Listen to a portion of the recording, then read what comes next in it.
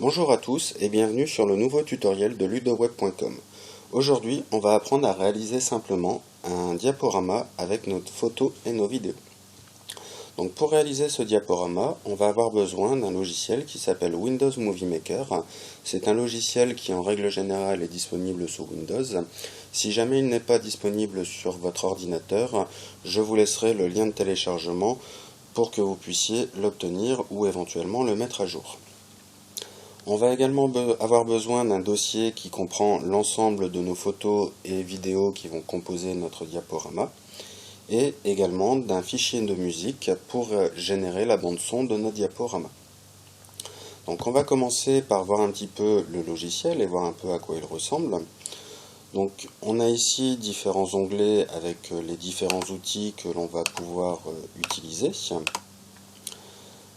On va avoir ici une zone de travail, donc c'est cette zone qui va nous servir à importer nos fichiers et à travailler sur les différentes diapositives qui vont composer notre diaporama.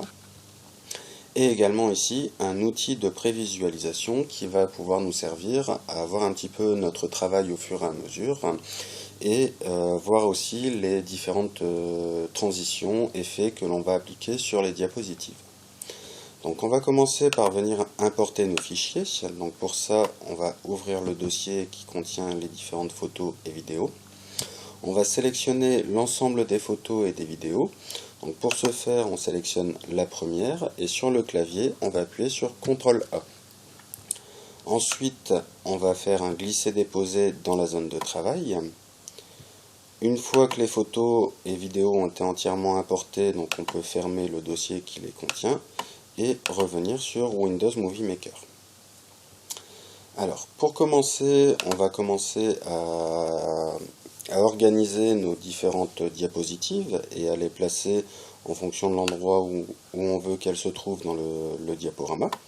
Donc, par exemple, celle-ci, je veux qu'elle soit en dernière position. Je la fais tout simplement glisser à l'endroit où je souhaite qu'elle se trouve. Au niveau du diaporama, on va pouvoir également venir ajouter un titre à notre diaporama. Donc on va utiliser l'outil titre qui est présent dans l'onglet Accueil. Donc en cliquant dessus, on voit qu'on a une nouvelle diapositive qui est apparue et dans l'outil de prévisualisation, une zone de texte modifiable. Donc on va venir modifier le titre, donc par exemple ici nos vacances. Et on voit bien que le titre en dessous de la diapositive a été modifié.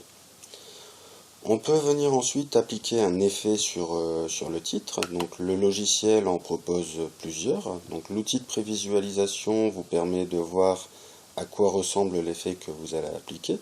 Donc vous pouvez appliquer celui que vous préférez. Moi je vais en prendre un au hasard.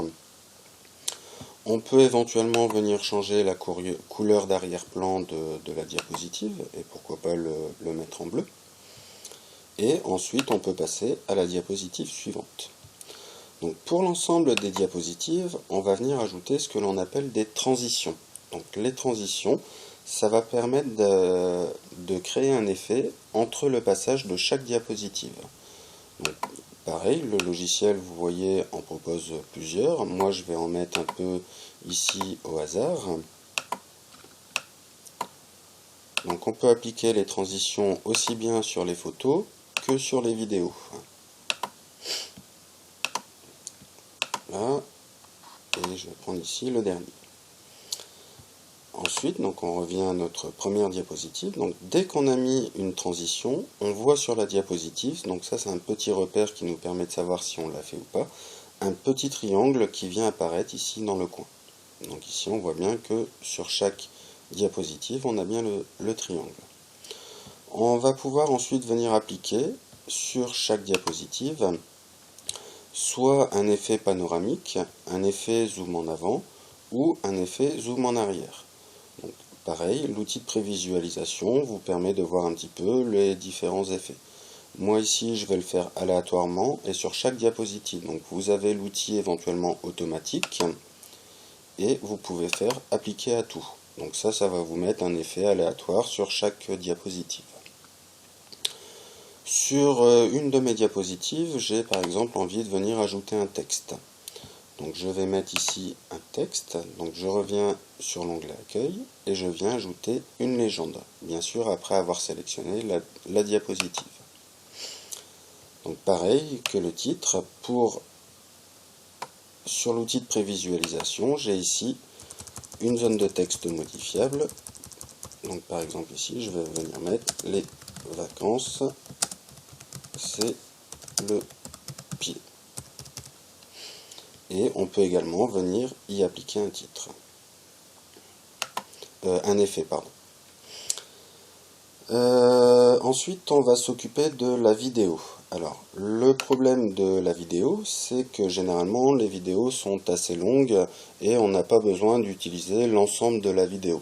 Donc, on a un outil qui va nous permettre de pouvoir raccourcir la vidéo que l'on a mis à l'intérieur de notre zone de travail. Donc pour ça, on sélectionne notre vidéo et on va ici aller dans Outils vidéo, édition. On va se servir de l'outil découper. Et ici, en dessous de la zone de prévisualisation, on voit que l'on a deux onglets qui nous permettent de sélectionner le début de la vidéo et également de sélectionner la fin de la vidéo. Voilà. Une fois que vous avez sélectionné le début et la fin, vous pouvez enregistrer le découpage. Et vous voyez que notre vidéo a bien été raccourcie. Alors, je vous conseille au niveau des vidéos, surtout si vous utilisez une bande sonore après par la suite, pour votre diaporama, c'est de venir couper le son de la vidéo. Parce que sinon, entre votre bande sonore plus le son de la vidéo, ça risque de ne pas être très agréable. Donc pareil, vous utilisez l'outil vidéo, édition, volume de la vidéo, et on vient ici couper le son de la vidéo. Voilà, c'est réalisé. Donc il ne nous reste plus qu'à ajouter une bande son. Donc pour ça, on va revenir sur l'onglet accueil, ajouter de la musique, et choisir notre fichier que l'on souhaite mettre au niveau de notre diaporama. Alors, au niveau de notre bande son, donc on vient la sélectionner. Ce que je vous conseille, c'est au niveau de l'apparition de la bande son, on a possibilité de mettre une apparition en fondu. Donc là, je vous conseille de mettre moyenne et disparition en fondu. Pareil, vous pouvez mettre moyenne. Et maintenant, notre diaporama est prêt. Donc on peut revenir à la première et utiliser l'outil de prévisualisation pour voir exactement notre diaporama, quoi il va ressembler.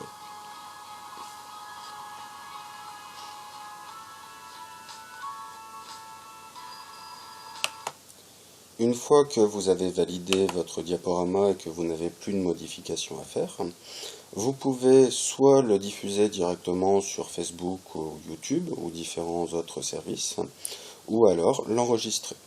Donc pour l'enregistrer, vous pouvez cliquer ici sur l'icône, ça va enregistrer le film dans les paramètres recommandés, ou éventuellement, en fonction du support sur lequel vous voulez le visionner, choisir les différents paramètres recommandés en fonction du support. Donc moi je vais ici enregistrer selon les paramètres recommandés. Donc pareil que n'importe quel fichier, je choisis son emplacement. Donc moi ici je vais l'enregistrer sur mon bureau et je choisis le nom du fichier. Donc mes vacances et je fais enregistrer. Voilà, et maintenant Windows Movie Maker effectue l'enregistrement de votre vidéo et votre diaporama sera prêt à être visionné. Sur ce, je vous souhaite un excellent apprentissage et je vous dis à très bientôt. Au revoir.